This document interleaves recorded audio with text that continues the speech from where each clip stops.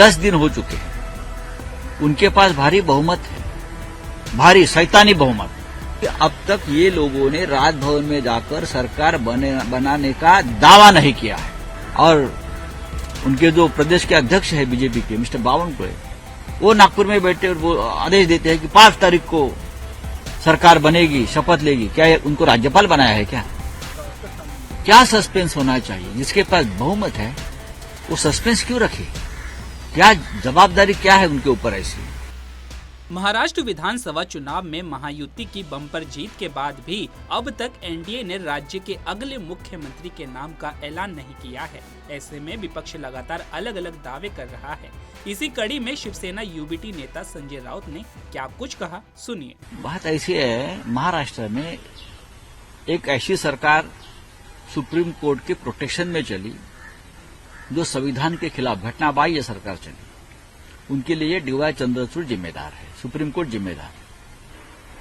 अब ये जो केयर टेकर गवर्नमेंट है वो भी संविधान के खिलाफ चल रही है। 10 दिन हो चुके हैं, उनके पास भारी बहुमत है, भारी शैतानी बहुमत।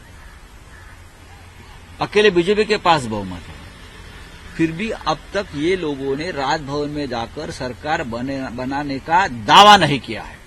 क्यों? अगर अल्पमत में होते और हमारे पास बहुमत होता तो हम बहुमत में होने के बावजूद ये लोग भाग भाग कर राजभवन में जाते और दावा ठोक देते कि हमारी बड़ी पार्टी है।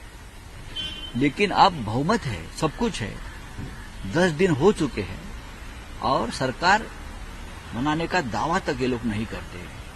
अब तक ये उनके जो विधायक दल का नेता नहीं चुन पाए हैं, 10 दिन हो गए।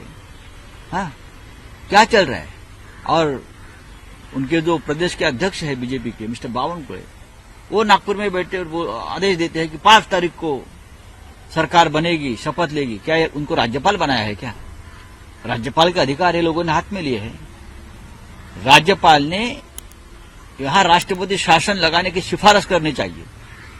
इतना यहां मेस हो चुका है, तो ये गलत बात है। लेकिन जनता सब देखती है, सब देखा है चुनाव कैसा हुआ, ईवीएम में कैसी गड़बड़ी हुई, पैसा का खेल कैसा चला, हम सब कुछ देख रहे हैं। कल उद्धव ठाकरे जी और शरद पवार साहब पुणे में जो आंदोलन कर रहे थे, Baba Adhav senior social worker रहे, उनकी उम्र 95 साल है, 95 ईयर्स। तो उनके साथ हम बैठे, उनका मार्गदर्शन भी लिया है। और आने वाले दिनों में ये जो सब घोटाला गड़बड़ हुआ है उसके खिलाफ राज्य में और देश में एक बहुत बड़ा मूवमेंट चलाने का हमारा प्रयत्न है। क्या सस्पेंस होना चाहिए? जिसके पास बहुमत है वो सस्पेंस क्यों रखे? क्या जवाबदारी क्या है उनके ऊपर ऐसी? बस एक नाम घोषित करना है, वो भी दिल्ली से। थोड़े महाराष्ट्र वाले नाम घोषित करेगा, वो परंपरा चली गई।